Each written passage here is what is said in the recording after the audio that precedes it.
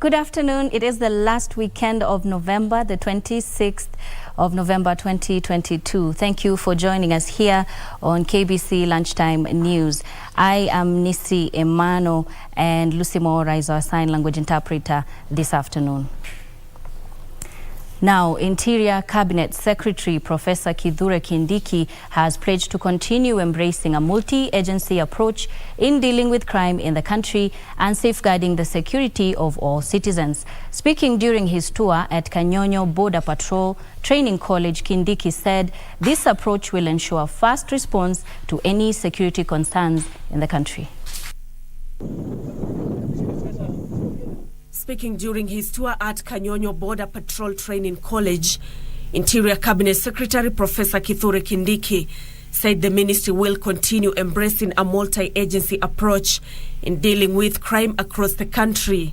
Increasingly, our security sector is using the multi-agency approach to counter terrorism, to counter international organized crime and other complex crimes, including trafficking in persons and narcotic drugs and illegal movements of persons. The CS said the government will use all available resources to secure the nation from any elements of criminality. Kindiki says the approach will enable security officers drawn from different agencies to collaborate, leading to improvement in the state of security in the country. Got a lot of achievements, some of which I cannot discuss here, and we feel the country is safe with an enhanced border police unit. Kindiki says even though the government abolished traffic road barriers some time back, specialized barriers still continue being operational in order to curb crime in the country. We will retain specialized roadblocks for the border control police to help us in thwarting and detecting this kind of crime. The CS at the same time assured security agencies that the government will continue to provide all the facilitation required to enable them conduct their duties effectively. And elsewhere, Azimio La Umoja leaders have resolved to put the Kenya Kwanza government on toes so that it delivers on its campaign pledges. In the resolutions read by Kisumu Governor Anyang' Nyong'o, Azimio cited the emergence of authoritarian rule as some of the issues they are ready to counter. The leaders further said the coalition would continue to engage the national government on the basis of mutual cooperation and consultation for the benefit of Kenyans. The resolutions were arrived at during the coalition's meeting in Naivasha, which was attended by ODM leader Raila Odinga, Wiper's Kalonzo Musyoka, Martha Karua of NARC Kenya, and Azimio governors, among others.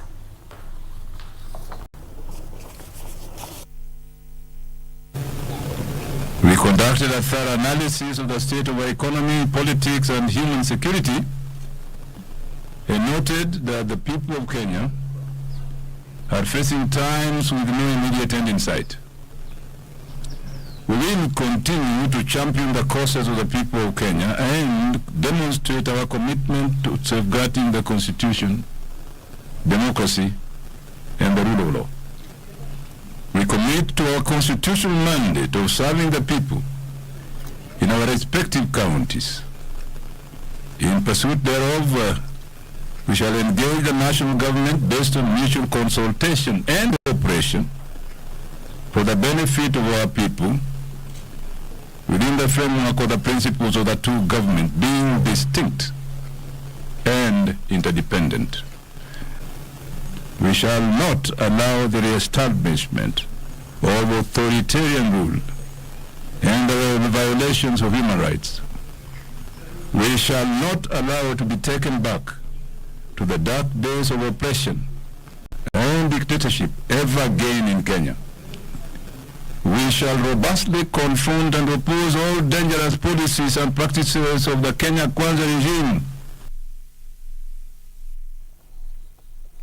8 more people have succumbed to cholera in Kayole, Nairobi County, raising the death toll from the waterborne disease to 10 in the last 2 weeks. Separately, Isiolo County government has confirmed 2 more cases of cholera in the region, prompting the regional government to ban hawking in Isiolo town and its environs. Sensitization efforts have begun in earnest in various parts of the country to curb the spread of cholera outbreak. In Nairobi, Soweto, Kayole area, local administration and officials from County Government of Nairobi have urged locals to exercise caution while handling food and water for home use in ending the spread of the waterborne disease.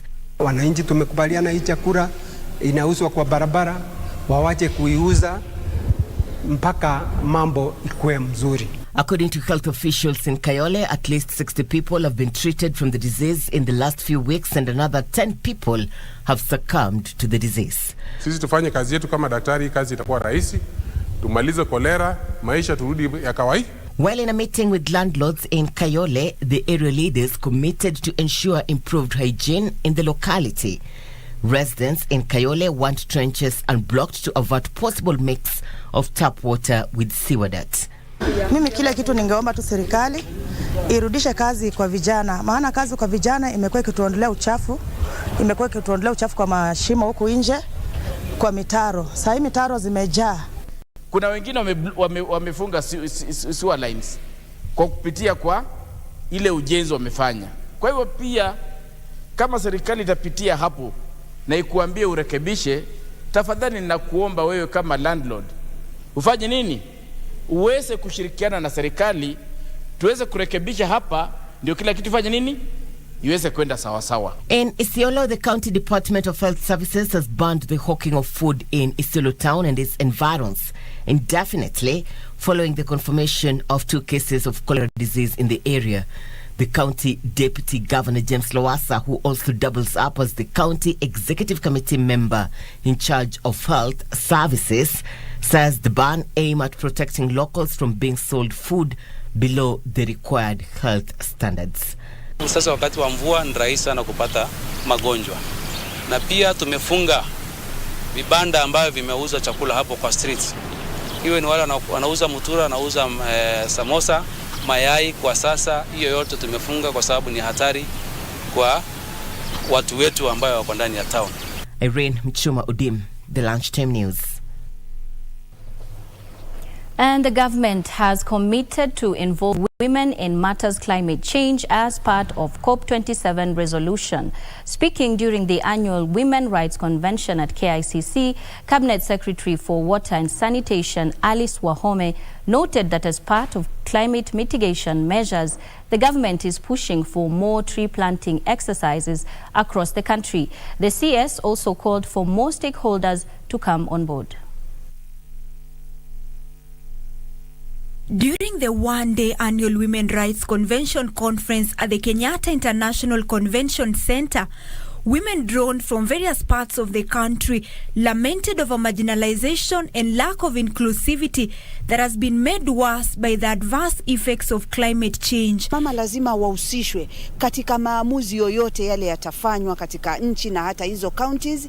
Pia mama kuelewa haki zao na sheria ya nchi inasemaje. Mambo na climate change imetuaffect sisi sana. Kama mnavyokumbuka kuna wakati kulikuwa na landslide huko upande ya South Pokot.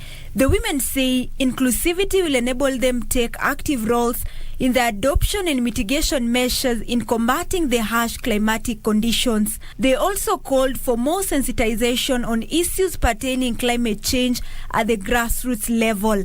So we have to adapt, to look for ways vile tunaweza jilinganisha na vile climate change inaenda. Sisi kama wanawake tunapata mambo mengi kupitia mbadiliko nchi tabia, wazungu wanaita climate change. Wamama ndio wanaumia sana na watoto wa kike. Mama ana kazi nyingi na anajukumika katika jamii. Tunataka kuelimishwa juu ya climate change ili tupande miti ili kaunti yetu irudi kama vile ilikuwa hapo mwanzoni. Cabinet Secretary for Water, Sanitation and Irrigation Alice Wahome promised to engage women at a national level and challenge them to take active role in tree planting exercise. Women and girls are not only well suited to finding solutions to stop environmental degradation and adapt to a changing climate, but they also have a personal interest in doing so. Every person gets affected, whether you're a child, whether you're a woman, you're a man. The effects of global warming, for example, part of the things that are happening within the climate change. Those are some of the things that we need to discuss. Emission reductions, and also planting trees to make sure that whatever that we have emitted is absorbed to keep the temperature lower. Sentiments echoed by Canadian High Commissioner Christopher Thornley, noting that there is need for clear policy formulation and framework stipulated for the ecosystem restoration. Further, we will ensure that climate-related planning, policy making, and financing address the needs and challenges of women and girls and support employment and business opportunities.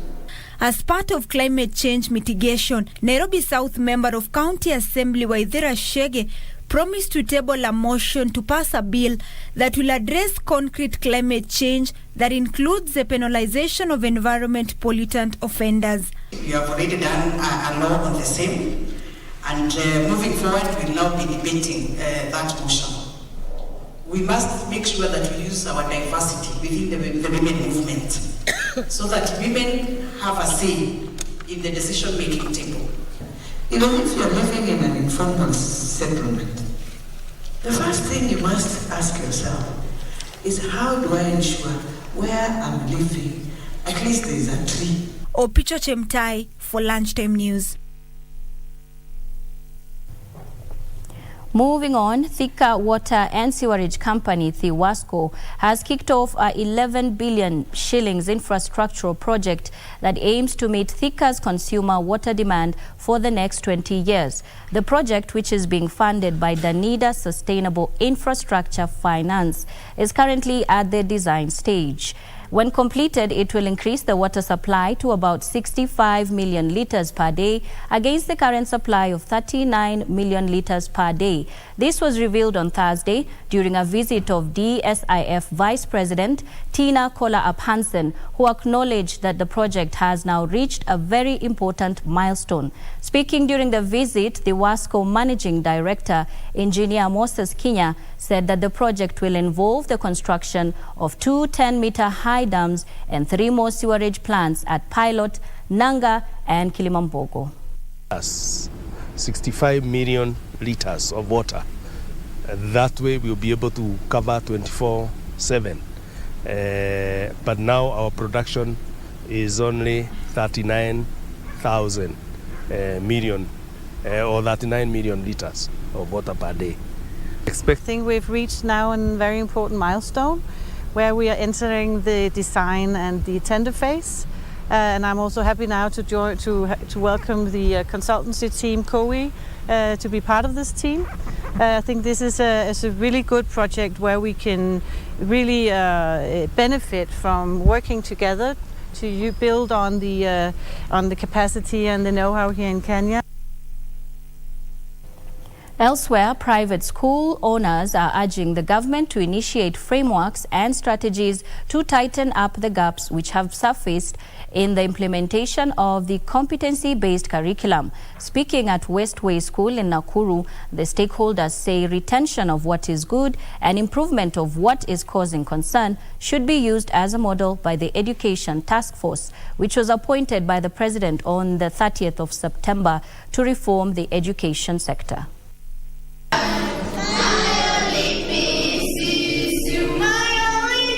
According to Ann Jenga, the director of Westway Schools, streamlining CBC will enable Kenyan learners to respond to local and global job market requirements, as most employers decry a mismatch between the required skills and what learners are equipped with. The kind of education they are being given in the CBC, this will bring the youth to be very self-reliant. Proper training of CBC teachers was emphasized as learners acquire first-hand knowledge from teachers. Parents were also called upon to retain their children in junior private secondary schools as they are equipped with necessary infrastructure, just like public schools. If the school has got facilities, why not give them an opportunity for them to do the junior high school? As much as the other high schools, government high schools will be accepting some children, I advocate that children should remain in the schools until their age. They'll be around 13 when they are able to go to the high schools after grade 9. Grade 6 learners under the CBC are set to sit for their first national examinations this Monday. Frederick Parsayo reporting for Lunchtime News. We're taking a break on Lunchtime News, but more news on the other side of this break. Don't go too far. We'll be a bit.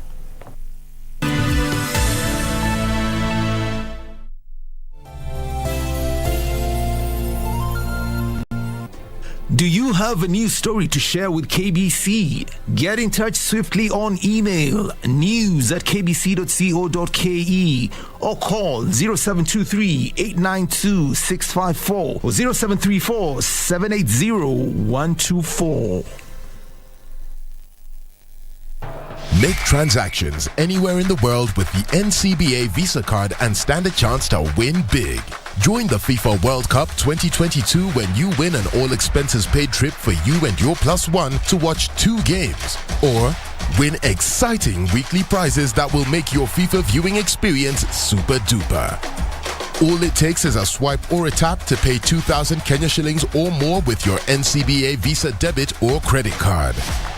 The more you swipe or tap to pay, the higher your chances of winning with 1 point for every 2,000 Kenya shillings spent. Don't miss out. NCBA. Go for it. An otherwise very difficult match. Again, it's Vinicius. He still becomes the provider in this one. Brings in the assist as well. But this has got to be the best shot so far in the 2022 Qatar Soccer World Cup. The bicycle kicker. Cleverly and expertly executed by Richarlison, turning almost 360, planting the ball on the right side of the goalkeeper. Sheer genius in the finish that Richarlison gives that ball. 2-0 to Brazil. The goalkeeper obviously had his defender blocking his vision as well, but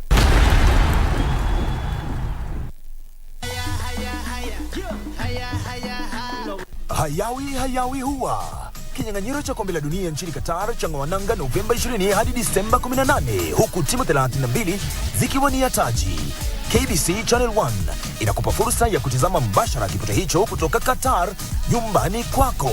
Runinga ya KBC Channel 1 inakukaribisha kwenye kipindi cha Dunda Dunda Qatar. Nakwambia kwamba baba, alama ya reli ni Dunda Dunda Qatar, na tunakuja nyumbani pale mtaani pale ambapo upo wewe mwenyewe, huku ukijishindia zawadi chungu nzima. Hapa kumejaa vitu kocho kocho. Jongea shabiki kwenye Dunda Dunda Qatar. Ukitazama unashinda. KBC Channel 1, wenzio wa dhati michezoni.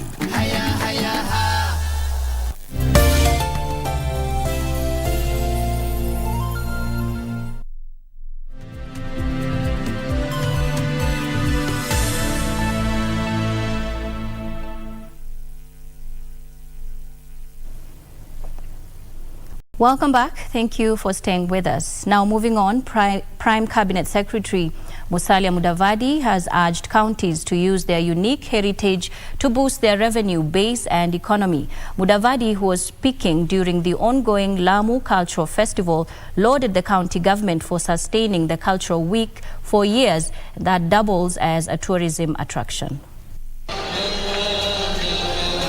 Day 2 of Lamu Cultural Festival saw visitors throng the venue to sample various displays of the ancient local culture. Some of the displays include traditional Swahili poetry, henna paintings, donkey races, dhow sailing, triathlon, traditional craft and embroidery.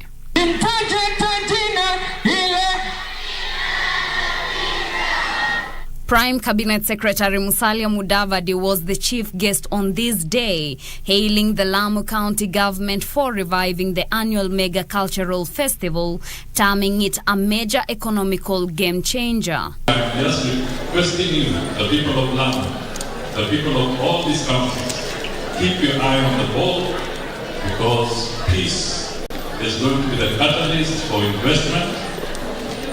Lamu Governor Issa Timami said that it is through the rich culture that Lamu is listed as a World Heritage Site. I want to assure you that we are committed to remain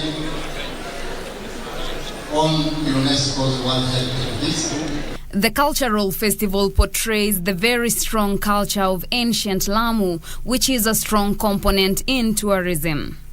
Mudavadi also inspected the multi-million Manda Airport expansion project before he visited several other projects, including the Lapset, which he said so far consumed 56 billion shillings.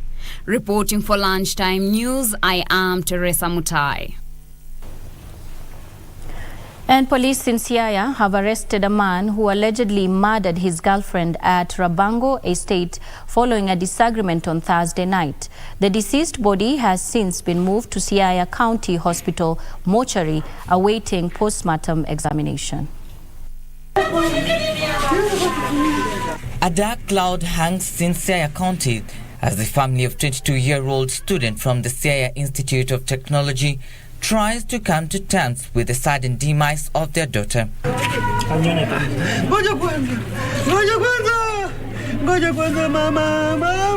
One after the other, the father and mother, both unable to control their emotions.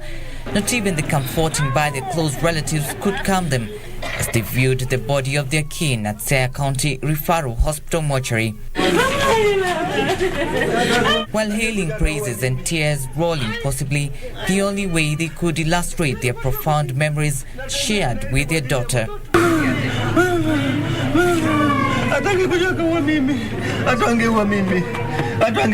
According to the Siaya Sub-County Police Commander Benedict Mwangangi, the 28-year-old suspect then fled to a hideout and a thorough manhunt ensued before the police managed to smoke him out following a tip-off from members of the public. I can confirm the assailant or the suspect who did the act has been arrested and he is in custody. Trevor Ngendo for Lunchtime News. Very unfortunate story there.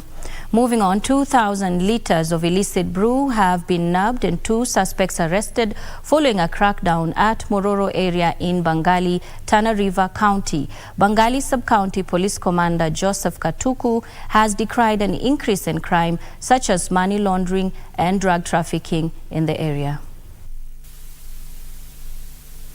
Police at Mororo area at Bangali in Tana River County, with the help of community leaders, embarked on a crackdown against illicit brew. The authorities managing to nab over 2,000 litres of the illicit brew, popularly known as makole. 2 suspects were arrested with several others managing to escape. Bangali Sub-County Police Commander Joseph Katuku has decried an increase in such cases as the festive season approaches, leading to an increase in crime. Asubuhi watu wanapoenda kazini, especially watu wa vibarua ya mjengo, lazima wapitie hizo area ya kutengenezea hii pombe, wanakunywa ndio waweza kwenda katika kazi zao. Jioni pia wakitoka wanapitia pale wanakunywa. Kumaanisha ya kwamba jamii ambao waliwacha nyumbani hawezi kuisaidia ama hawezi peleka hata unga nyumbani. Mororo imekuwa tisho, hakuna mtu anaweza tembea. Hakuna mtu anaweza tembea, mtu akitembea kuanzia saa 2 ni kumalizwa. Mororo Assistant Chief Sabria Abdullahi has said that the exercise will continue until the vice is eradicated. Kumiza vijana wengi, wazee kama mimi wengi pia wamekosa kufanya majukumu zao ajili ya hii pombe, wanaingia kwa pombe, wanakaa hapo, hakuna kazi yoyote wanafanya kwa nyumbani kwao. Mororo huwezi ukatembea na simu hii ya kawaida. Lazima utembee na simu ya mulika mwizi. Ukitembea na simu ya kawaida mchana, si usiku, unanyang'anywa wazi. Kifuatilia mtoto amekunywa pombe.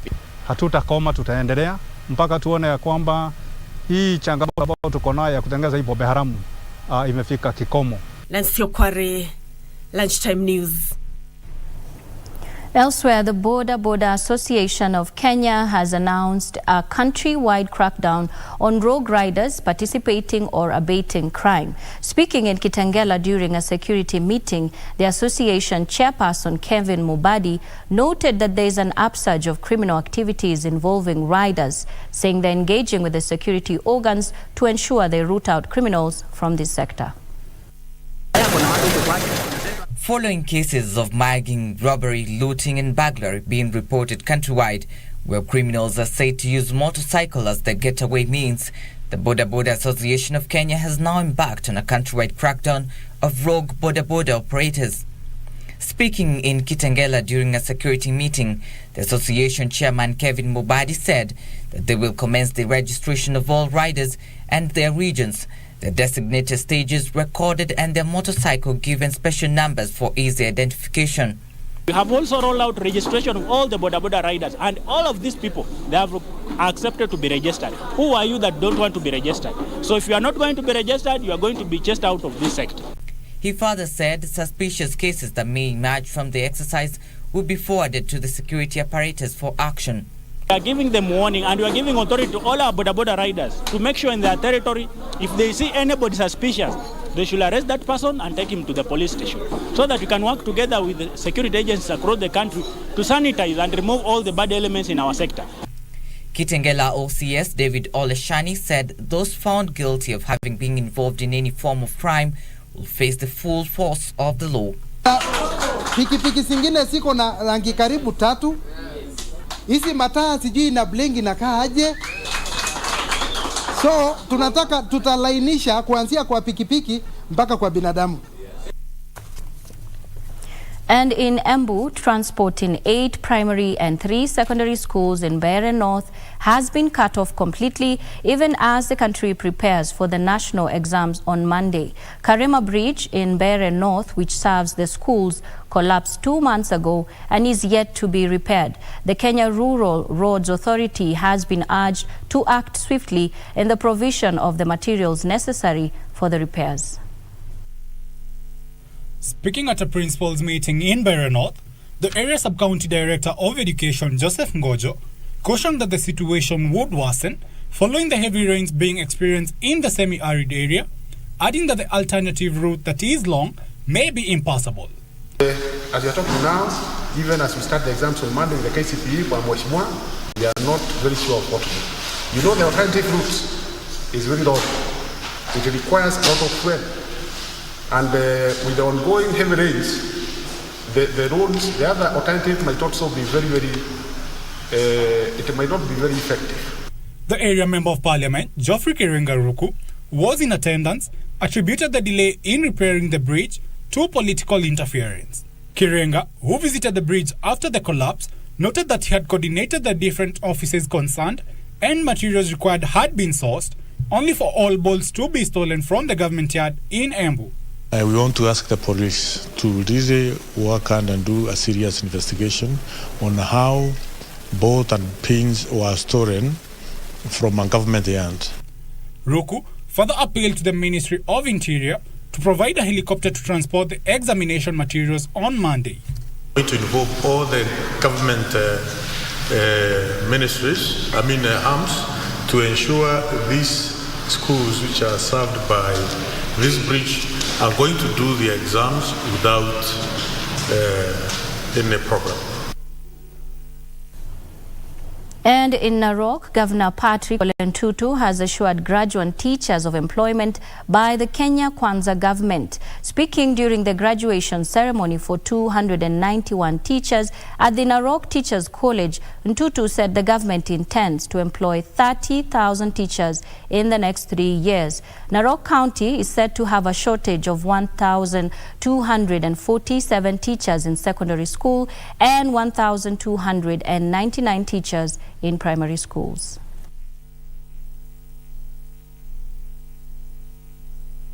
There's 10,000 vacancies for teachers. Na kama vile mmesikia, Kenya Kwanza kupitia president wetu William Samuel Ruto ya kwamba tunataka kumaliza shortage ya walimu kwa Kenya. Because this year ni 10,000. Next year 10,000. That other year 10,000. about 30,000 teachers are going to be employed immediately.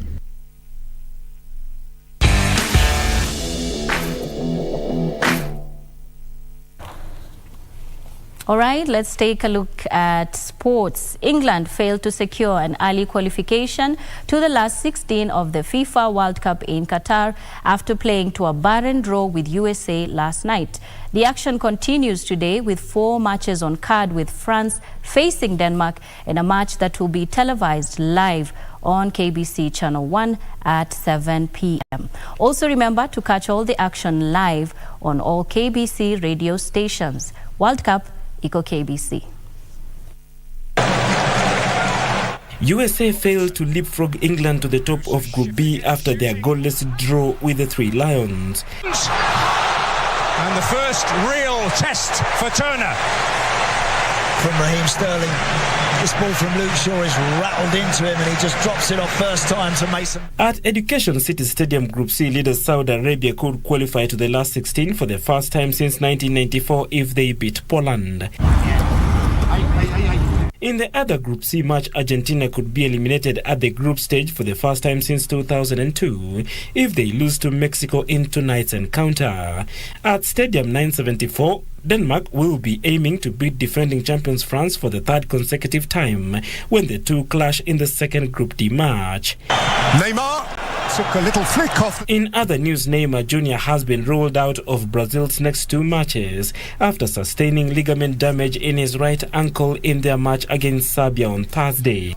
Remember to catch the action live on all KBC radio stations. The match between France and Denmark will be televised live on KBC Channel 1 at 7 p.m. tonight. World Cup Eco KBC.